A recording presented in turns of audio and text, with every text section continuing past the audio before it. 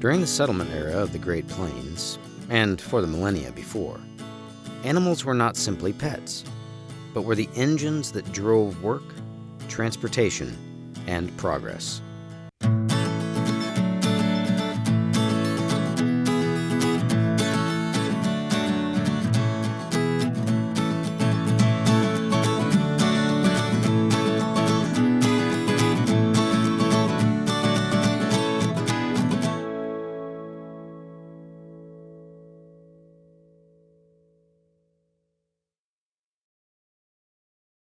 Animals used as beasts of burden and draft animals, and this draft is considered working animals, have been going on for many thousands of years. And they primarily consisted of cattle, horses, donkeys, and then later on mules. So they were using all of these in the settlement of western Kansas.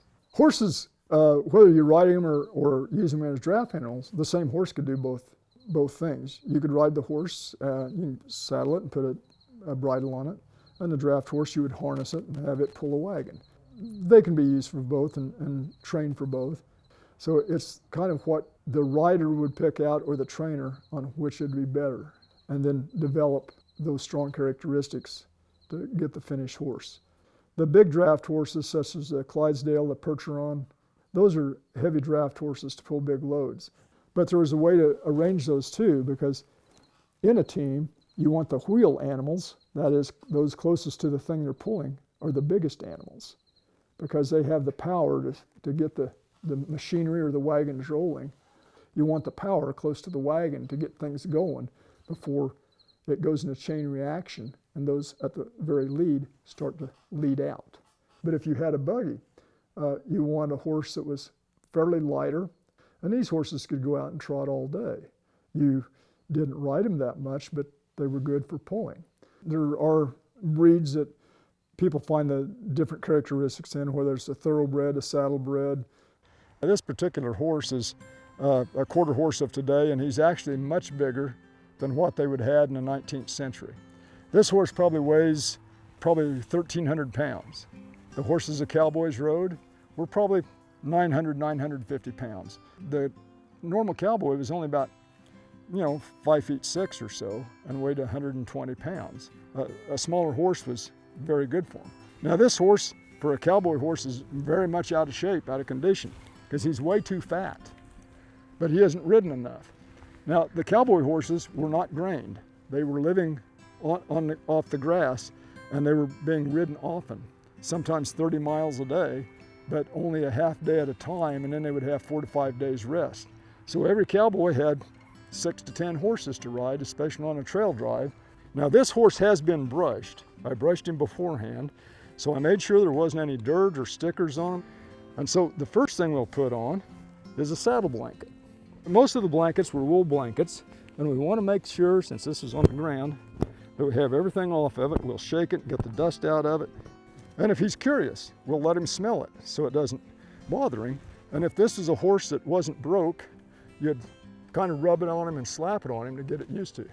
Now horses don't see directly in front of them. The way their eyes are, they see with both eyes. It's called the monocular vision.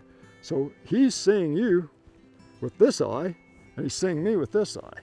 When things go in front of him, there's a blind spot right in here that is about 3 feet, and also in the back of the horse, there's a triangular blind spot. So if you'd ever walk behind a horse, you want to know that he's there and keep a hand on him, and usually say whoa and walk around to the other side, because there's a time where he can't see you. But if you have a hand on him, he knows you're there, and then he can catch you out of the other eye. So anyway, he's cleaned off. We have the bridle on him with control. I knotted the rein here so it wouldn't drape so bad. And so the saddle blanket goes on, and yes, there's a sticker on it right there, a sandburr. That wouldn't have been good if it was underneath. And the fold of the blanket always goes to the front. But I slid it back because if I just threw it on and he moved, it ruffles up the hair. So the saddle goes on, and you can lift that saddle and see how heavy it is. So they aren't light. They're about 35, 36 pounds. And so you get the saddle, and what I've done is put the cinches around the saddle horn, and I'll flip the saddle over on the right side or slip the stirrup up on its fender. And I have the straps up here. But this way, I will pick it up and set it gently on his back, and this stuff won't slap down on the other side. So I put this on and straighten it out, make sure it's set on here well. I will check the other side before I pull it down. Now, the stuff that it was thrown over the back of the saddle, that it didn't flop so it wouldn't hit the horse hard, like the stirrup and the cinch, you pull that down and make sure that all the strings are out. There's a saddle blanket in front of the saddle and behind it. Now we're going to the other side of the horse, the left side, to make sure it's correct. So the first thing we want to do is the cinch that's dangling down below. We want to bring it on first so the saddle is secure. You do it very gently so the horse feels comfortable with this. If somebody was putting a belt on you and they put it around your waist and then grabbed it and tighten it real fast, it isn't comfortable. Pull it up very gently until it's snug. And while it's snug, it goes quite a ways. And these holes are basically 4 inches apart. Well, we won't really be really tight and mean to them. We'll snug it up there, but we'll play with it so we know that it'll hold on. This is a breast strap or breast collar. This goes around his chest and fastens to the saddle. So if you'd be going up a hill, the saddle wouldn't slide back if the cinch was loose. So this is kind of an extra security thing. And also if you were roping, it would help the horse pull forward. Now the cinch on the back is to hold the saddle down if you're roping, if you have something to the saddle horn. Because if you don't, you have some big cow or steer on the saddle horn, the saddle tips up and watch his head. That pinches up here. So the rear cinch on the saddle is primarily to keep that saddle from going forward. So you want to check these horses all the time, and we'll also, although I've done it more than once, back. Because they're so sensitive, see, I just put my thumb on it, I even said back, is we'll lead him around a little bit, not very far, not very fast, but by leading him around, it kind of relaxes him a little bit, and he thinks, why are they leading me around? And they don't think about it, but probably the cinch is loose again. And we can pull it up another 3 or 4 inches. That's it, that's tight now. And horses will lose weight really fast because they'll sweat a lot.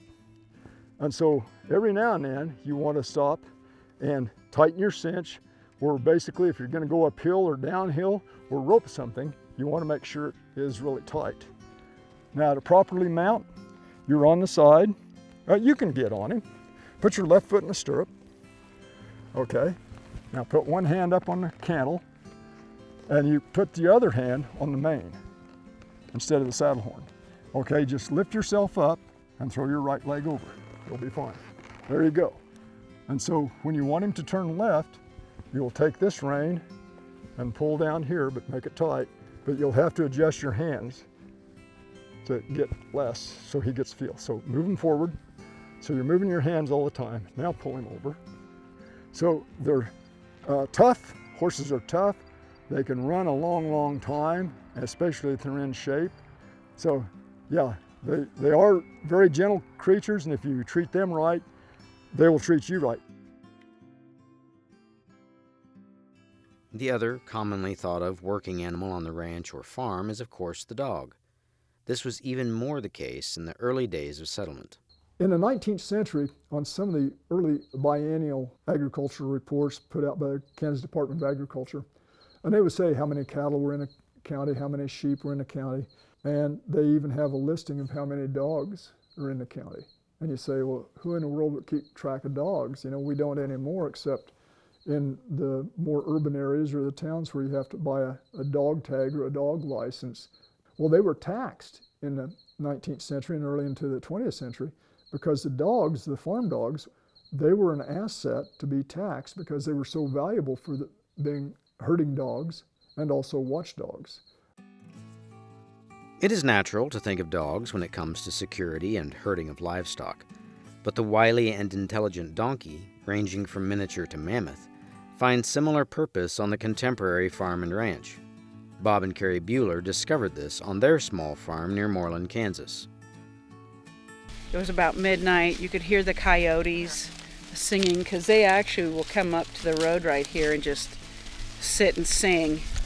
Sometimes I think they lick their chops when they think about all the animals here that they could get, but they don't dare with the donkeys.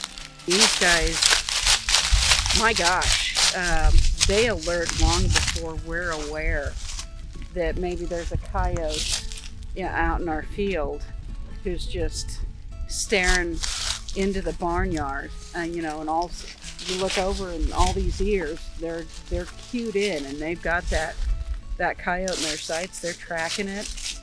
It does not move without their knowledge, and they're very protective.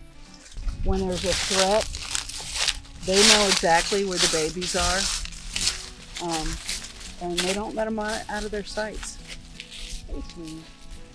The donkeys themselves, they're turned loose with not only sheep, but also cattle to keep the predators away. If cows are having baby calves in the pasture, a coyote or coyote try to be a predator on the calves, the donkeys will keep them away. And also, it's been proven out here, when you aren't using your bulls for your cow herd, if you have a bunch of bulls in a pasture, when the bulls get to fighting, the donkeys will harass the bulls, and with their braying, will keep the bulls from fighting. A family south of Hoxie that are really good cattlemen, and they would pasture their bulls. In the winter, they'd all be in the same pasture, and the bulls would fight. And some that were actually dying from their injuries. So they got some donkeys. They put them in with the bulls and have had no problem with them whatsoever with the bulls fighting and injuring. They have certainly more than paid for themselves on saving the domestic cattle, of keeping them from injuring one another. And these are what would be considered mammoth donkeys? We have one standard, but the four that we originally had were all mammoths. And so the mammoths would be what people would have bred with horses to make mules? Yes. The mules were a good work animal. And there's a lot of people that preferred the mules to horses, because the mules are a hybrid between a donkey called a jack, a male jack, and a female horse called a mare. And the mules are sterile, but the mules, by a lot of people, they were more hardy. If you'd talk about it in today's terms, it would be called hybrid vigor. With mules, it's hybrid vigor because you're using genetics from the horse and also from the donkey. And a lot said that the mules were smarter than horses, they were stronger than horses, they could take the heat better, and they were good workers. They can do anything a horse can do, and usually a little better and a little longer with more endurance. People assume that the horse is the main draft animal, and it always was that. But the oxen was probably the beginning of major transit in the Great Plains. Santa Fe Trail, first trail that they used wagons. The first oxen were introduced in 1829, and they were introduced by the military. A military expedition was sent out. They were short of funds, and they could buy oxen for about a third of what a mule cost, and they didn't have to buy a harness. $1.50 would buy a yoke. So they used commissary funds to buy oxen, claiming we can use them for food, and they introduced oxen to the trail. When they first started, people said, well, they're going to be slow. Mules can move right along, but oxen, they're just plod along. Well, they discovered that the wagons that were pulled by oxen were way ahead of the mules, because they were traders ahead of the Army supply train, trying to get ahead of the Army to New Mexico to trade before the war. They averaged 40 miles a day with oxen for like the last 3 weeks of that trip or whatever. Mules couldn't hold a candle to them. And a number of people remarked later that when you got right down to it, the oxen were better draft animals than the mules, more efficient, and of course they were not slower. They would actually could move a longer distance in a day on average than the mules could. And oxen were used even here in western Kansas in through the 1890s and even some in the early 1900s. The oxen, for instance, to break the prairie. They were lower to the ground, they were powerful, and they could pull the plows used for breaking the sod much longer and easier and cheaper than a horse or a mule could. The oxen, in some cases, people think of an oxen had to be a specific breed, but it isn't. It's kind of a catch-all for any cattle that are used for draft purposes.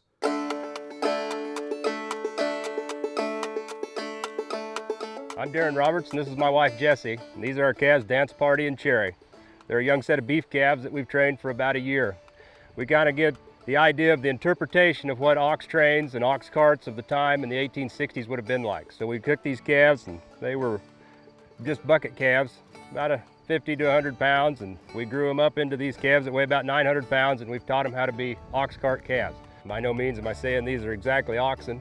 An oxen by definition is a steer that's 3 years old. So these are heifers, they're beef cattle, they're what we had, and I suspect that we'd find out if we went back to the day when these people were using these cattle, they probably used a lot of what they had too. So it's a fun connection to put everything kind of full circle.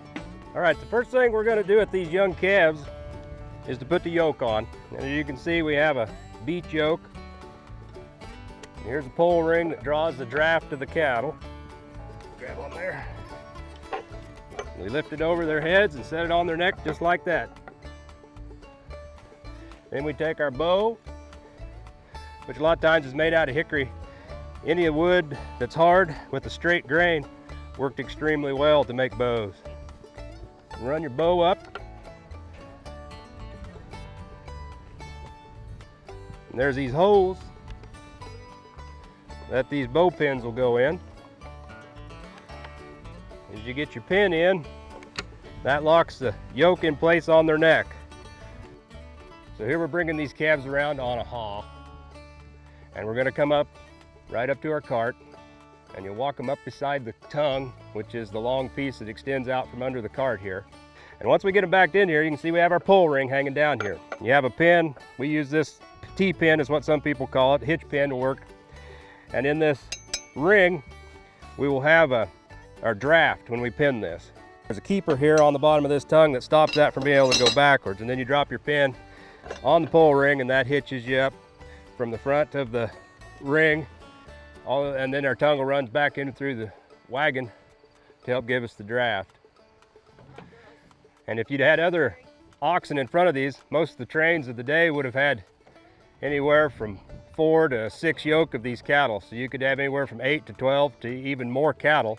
And the subsequent oxen would be yoked ahead of the back cattle on the wheels with chains, and they'd yoke them. You'd go as far as you could every day. Sometimes you'd stop midday for water, to eat a little bit of lunch and rest the cattle, and then you'd push on towards night. Day in and day out, it would have been a lot of walking beside the wagon to get where you were going. In America, everybody walks beside their wagons. In other countries, they walk or ride. A lot of countries, they'll ride in the wagons. It was a very American thing to drive from the side. And if you had the 4 to 6 yoke oxen out in front of you, you'd kind of walk in the middle, and you'd had a really long whip. And you use that whip from the middle so you didn't have to walk back and forth and get those cattle to come up all day long. There was a lot of privation going down these old trails. But the cattle were a great fit because they were tough. They could take 2 or 3 days without water. You read some of those accounts of those teamsters, you hear a lot of talk about not getting water for a couple of days with cattle. And they could take that, and as the forage along the trail was eaten off by the wagon trains that preceded them by late fall, sometimes the forage wasn't very good. Horses and mules couldn't convert that into energy as well as these cattle could. So they could deal with a lot harsher condition on the trail. A lot of the cattle that were used for draft had no lineage as being draft animals. They were just cattle that had scattered, some of them after the Civil War in South Texas. We all know that there was a lot of cattle that came from the South to be put into harness and driven. So the cattle of the time, there may have been a few of them from the East that would have been draft specific, but a lot of these cattle would have just been cattle that were found It became an industry all its own to be able to put cattle together. So there was always a lot of oxen involved at these trains. So you just think of a large train with maybe 200 or 300 wagons. You could have thousands of oxen in this one train alone. The scope of what the ox trade was in the West was a lot more immense than we even understand, and that's something that we try to kind of bring with this, is the idea that here's just two, but you times that by many tens of times the amount of cattle that would have been on the plains. And the men that went with it, it created a lot of ripple effect jobs. You had stock tenders, and then you had the merchandisers of the cattle, the teamsters, and all the merchandising that went with loading the wagons and getting them prepared for the plains. The cattle were extremely strong in the aspect of being able to pull, 2.5 times their weight is what they say an ox of today's standard could pull. Now down the trail you could probably figure on maybe 1.5 times that much weight, because you have a lot of days of that grueling trail to get through. So you would have wanted to make sure you had enough oxen to pull your load without just completely wearing your cattle out every day to the vigors of heavy loads, which they were pulling a lot of weight up some really heavy grades as you got further out to the west. And a heavy percentage of these oxen that were going down these freight trails, a lot of them would have been shod just like a horse. They'd had a metal shoe, and they'd put those shoes on, they'd put them in a stock, which is a rack where they could kind of tie them up, because cattle can't stand on one with a leg picked up like a horse or a mule. And they'd tack shoes on their feet just like horses. And a lot of my interest goes back to being able to interpret the driving of cattle from what we've read through our history. And we've trained a lot of horses here, and we've trained a lot of dogs, and we think that training cattle is maybe a little easier than training all the above. They've been really easy to train as far as when you show them something, as long as you're teaching it to them in a way that they can pick up on, they do a really nice job of being able to come up with that the next day, and you don't have to go back and retrain that. Yeah, we've taken these cattle to several events around where we had school kids come, and we showed them about how to yoke and drive cattle. And it's really exciting to watch the kids. They see these calves and they get excited. And you can see that some of them, it's their first time they've ever seen a beef calf or cattle in general. And we do our demonstration, and then one of the last things I say is, would you like to come pet the calves? And boy, they just erupt, and they come up and they scratch these calves and rub all over them. And I think it's a great tool as far as cattle producers to be ambassadors for our industry too, to show these cattle in their best light and show them, how valuable they have been for centuries. I mean, cattle are probably they are the oldest draft animal that we know of. Since the BC times, they've found archaeology of cattle in some sort of a leather rawhide harness and some sort of a wooden yoke. We've used them to clothe ourselves and feed ourselves and do our work for centuries.